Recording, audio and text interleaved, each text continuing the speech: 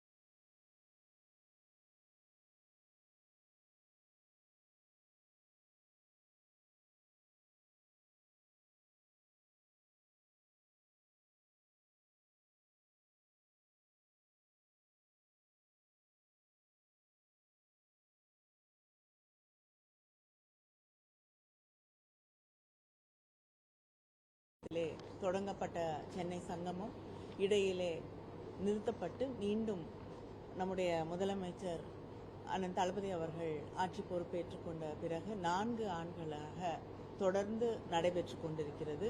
இந்த ஆண்டு சென்னை சங்கமம் நம்ம ஊர் திருவிழா நிகழ்வுகள் ராஜரத்னம் ஸ்டேடியத்தில் முதல் நாள் நிகழ்வு முதலமைச்சர் அவர்களால் துவக்கி வைக்கப்பட இருக்கிறது. அதைத் தொடர்ந்து 15ஆம் தேதியிலிருந்து சென்னையின் பல்வேறு பகுதிகளில் ஒரு 20 இடங்களில் சென்னை சங்கமம் நம்முடைய கிராமிய கலை நிகழ்வுகள் 20 இடங்களில் நடைபெற இருக்கிறது. அது மட்டும் இல்லாமல் கிராமிய கலை வடிவங்கள் மட்டும் இல்லாமல் செவ்வியல் கலை வடிவங்களும் பேண்ட்ஸும் அதை தாண்டி நம்முடைய உணவு திருவிழாவும் அதோடு 20 இடங்களிலும் நடைபெற இருக்கிறது. முக்கியமாக இந்த ஆண்டு கோஆப்டெக்ஸோட இணைந்து சென்னை சங்கமத்தின் ஒரு பகுதியாக இந்த மியூசியத்தில் ஒரு நம்முடைய தமிழ்நாட்டை சேர்ந்த பாரம்பரியமான நாம் பயன்படுத்தக்கூடிய ஆடை வகைகளை நம்முடைய நெசவில் இருக்கக்கூடிய அந்த கைத்தறி ஆடைகளை இன்னைக்கு ஒரு ஃபேஷன் ஷோ மாதிரி இன்னைக்கு இந்த ஆண்டு செய்ய இருக்கிறார்கள். ஐஏஎஸ் ஆஃபீஸர் அவங்க கவிதா இலியாஸ் அவர்கள் தான் இதை முன்னெடுத்து செய்ய இருக்கிறார்கள். அதில் நம்முடைய கலைஞர்கள் அவங்க தான் அங்கே இருக்கக்கூடிய மாடல்ஸாக அந்த நிகழ்விலே பங்கேற்றுக்கொள்ள இருக்கிறார்கள். 30 கலைஞர்களுக்கு மேல் அந்த நிகழ்விலே பங்கேற்றுக் கொள்வார்கள். 17ஆம் தேதி இதே மியூசியத்தில் இருக்கக்கூடிய கலை நேஷனல் ஆர்ட் கேலரி முன்னாடி இந்த ஃபேஷன் ஷோ நடைபெறும்.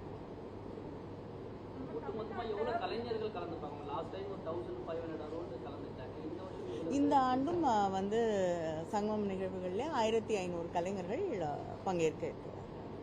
லாஸ்ட் இயர் 18 இடத்துல நடத்தணும். இந்த வருஷம் 20 இடம் ரொம்ப கம்மியாக இருக்கு. ஒவ்வொரு வருஷமும் அதை கொஞ்சம் எக்ஸ்டெண்ட் பண்ணுறதுக்கு யோசிச்சு அதில் ரொம்ப ஸ்பெசிஃபிக்காக என்னன்னா வட சென்னை பகுதியில் நடத்துறது குறைஞ்சிருக்கு.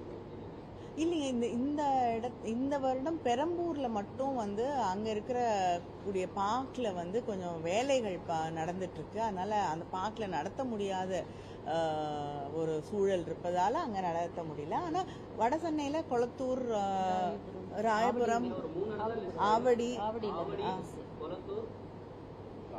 ராயபுரம்,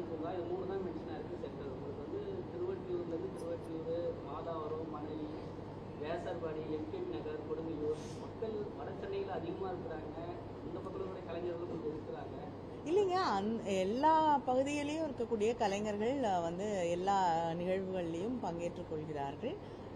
நிச்சயமா அடுத்த ஆண்டு இன்னும் ஒரு தேவை இருந்தால் அதிகமாக வந்து இது எல்லா பகுதிகளிலும் வட சென்னையில் பெரம்பூரில் வந்து நடக்கக்கூடிய அந்த நிகழ்வுகளில் நிறைய பேர் கலந்துக்குவாங்க. மக்கள் அங்கே நிறைய பேர் பார்வையாளர்களாக வருவார்கள். ஆனால் இந்த ஆண்டு அங்கே பணிகள் நடைபெற்று கொண்டிருப்பதால் அங்கே வந்து நடத்த முடியாத ஒரு சூழ்நிலை.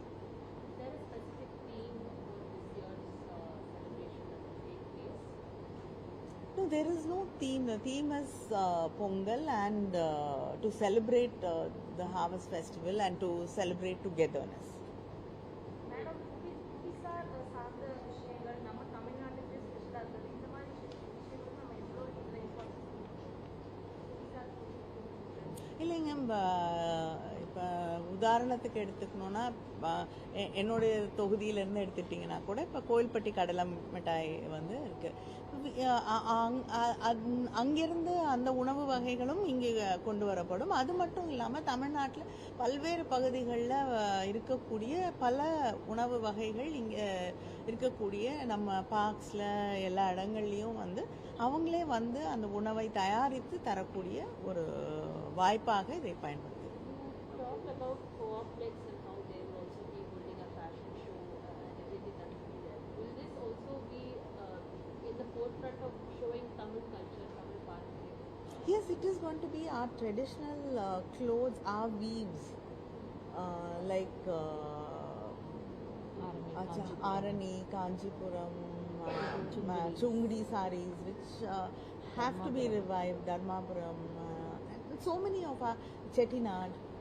All that is going to be included in. I mean, that is the main theme of the fashion show. Is going to be that our weaves, weaves from Tamil Nadu are going to be taking center stage, and the artists, the folk artists are going to be the models.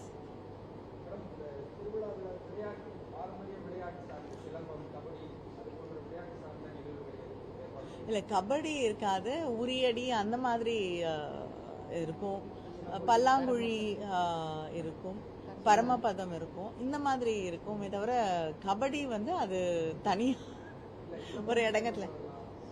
Silambam வந்து நம்ம கத்துக்கணும், நீங்க பண்ணணும்னா அதுக்கு தேவையான சிலம்பம் செய்யக்கூடிய கலைஞர்கள் வராங்க.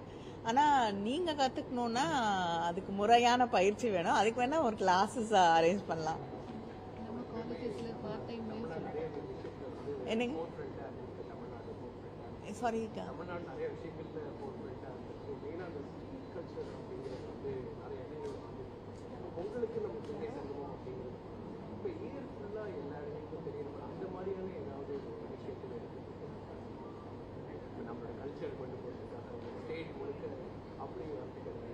இல்லைங்க, இப்போ ஹாப்பி ஸ்ட்ரீட்ஸ் அப்படின்னு பண்ணிட்டு இருந்தாங்க. தட் இஸ் ஆல்சோ ஒரு மக்களை தேடி வந்து அவங்களோட தெருக்களில் வந்து கலைகளை கொண்டு போய் சேர்க்கறது தான் வந்து ஹாப்பி ஸ்ட்ரீட்ஸாக இருந்தது. நிச்சயமாக நீங்கள் கொடுக்குறது ஒரு நல்ல சஜஷனாக இருக்குது. அடுத்த முறை வந்து நிச்சயமாக இதையும் இணைத்து கொண்டு எப்படி பண்ணுறதுன்னு யோசிப்போம்.